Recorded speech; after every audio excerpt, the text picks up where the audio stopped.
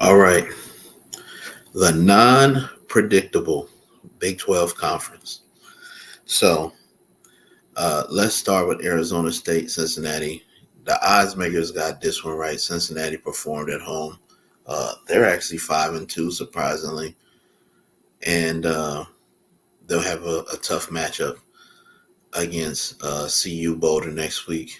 Late night game. Um, I hate those late night games because you're up till about 2 or 3 in the morning East Coast time.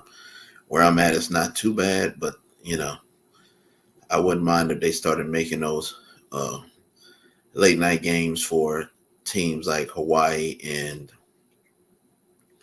other teams like Cal or Stanford if they got home games. Washington State if they got home games. Or even Fresno State, San Diego State. Those late night games, take forever in the Big 12. Now,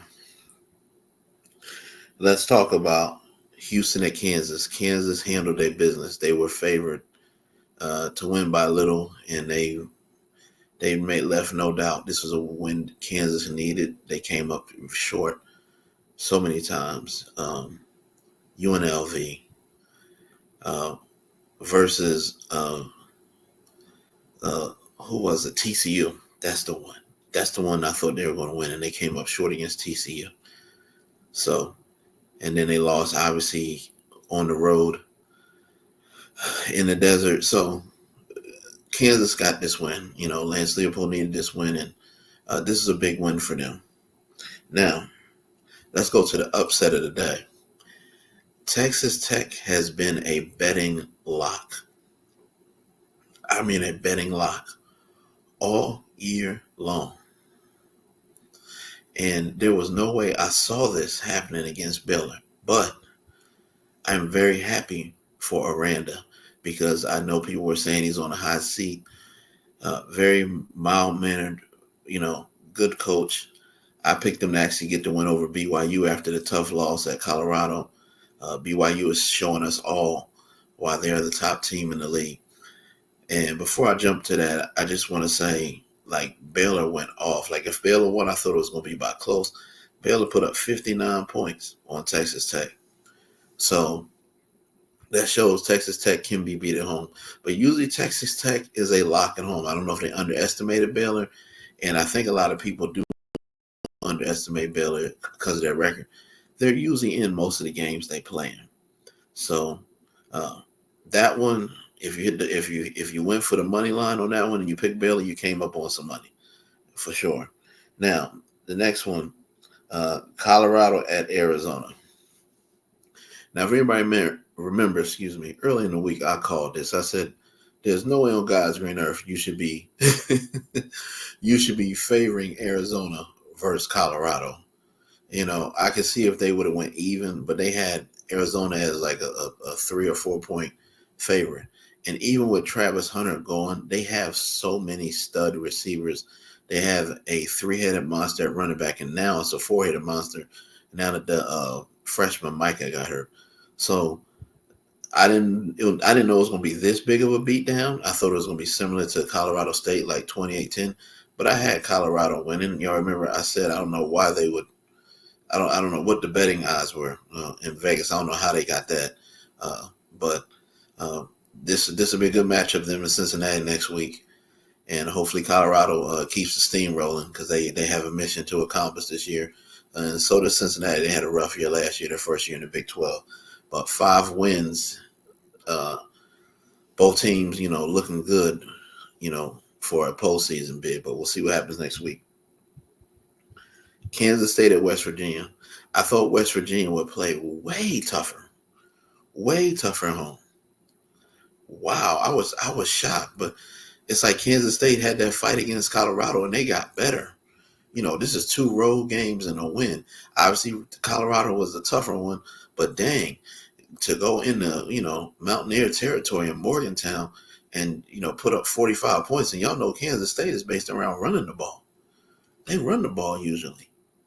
So the fact that they went in there and just dismantled West Virginia was an impressive win to me. So it looks like they right back in the running against BYU, and we'll see if they meet BYU on a neutral playing field later on this year. We'll see what happens. Still, Big 12 still open, unpredictable. So let me get back to my notes here real quick. And this is the one. UCF at Iowa State. Okay. I've said this before, and this might seem a little extreme, but for targeting, I feel like, and I know it's really nothing you can do NCAA wide. When these dudes drop this damn ball before they score, can somebody explain this crap to me? I don't want to curse. Obviously, it's all type of Big 12 fans. But like, this is one of those times where you want to curse. Like, what the heck on God's green earth are you doing? Score the damn points. What is, like, I don't understand how the celebration is so much more important than scoring the daggone points. Score the points, man, so your team can get a big win on the road. Why? What is this obsession with these guys throwing the ball backwards? It's so daggone dumb. And they cost their teams games over and over again. At some point, a coach is going to have to just say, "You do that crap, I'm suspending you for a whole game. Score the touchdown. At least if you get it and spike the ball to be a 15-yard penalty or something." But why do these idiots? I shouldn't use that language. They're not idiots, but the actual thing that they're doing is idiotic.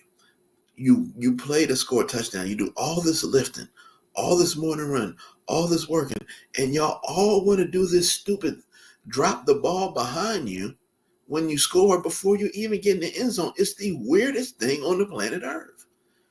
Why go through all this practice and all this dumb stuff to just throw away a hard ass, and then on top of that, the work you got to get a touchdown, running, breaking tackles? Like, it's so stupid. Why wouldn't you hold on to the ball all the way through? And this isn't the end of it. There's going to be kids that are going to keep doing this same dumbass celebration. Dang it, I cursed. I'm sorry. This same dumb celebration, and I don't want to harp on the kid, like, but it's like, come on, man. You had a chance to put your team ahead and win a big win. Get a big win, on the road at Iowa State. There's 3 teams in the Big 12 right now that have a chance at probably getting to the playoff, the 12-team playoff. Iowa State, daggone BYU, and Kansas State. And then you got the other ones that are in contention: Texas Tech, Cincinnati, Colorado. They're all fighting for, that 3rd or 4th place. Maybe some will sneak up and get 1st or 2nd. Why are these kids... I could go on about this for hours. When I saw that and I saw UCF was winning, I said, okay. UCF running the ball. They doing what they want to do. KJ Jefferson, that's a different story. I wonder if he's going to eventually ask the red shirt, because he's only played 3 or 4 games, and go ahead and see if he can transfer somewhere else, get another year eligibility somewhere. Yeah. That's another story, but just a great comeback home win for Iowa State, but a heartbreaking loss for the UCF Knights, who desperately needed a huge win like that on the road. I just don't understand it, man. I just don't. I've been saying this for so many years. What is the point of having to, are they winning $1 million or something like that? Is it guaranteeing their mom and dad a house? Are they getting a brand new Lamborghini? Why do these dudes have to throw this daggone ball like this when they score? Run into the end zone and just score the touchdown. This goofy drop the ball like that is just so dumb. And I think Deshaun Jackson used to do it back in the day, and he got a couple touchdowns called back because they're so busy trying to do this celebration. Hey, Iowa State won, man. Let me get back to my notes. Iowa State won 38-35. Good win for Iowa State at home. Oklahoma State, BYU. If you bet on BYU to cover the spread, they did not. But if you put the money on Oklahoma State, not money line, but just the spread, you won your money.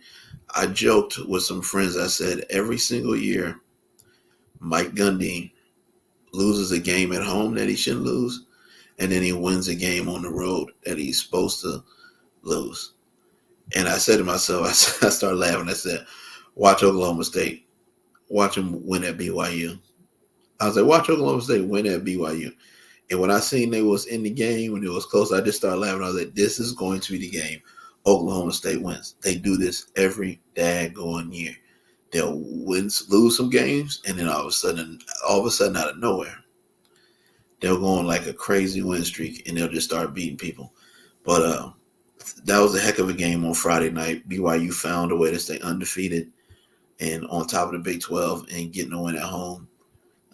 Congratulations to their head coach, because I know the first couple of years people weren't sure of them, but BYU has definitely found a home in the Big 12. Week 9 is around the corner. I'll put the odds and picks up here soon. Everybody enjoy your Sunday and your week. Peace out, Big 12 Nation.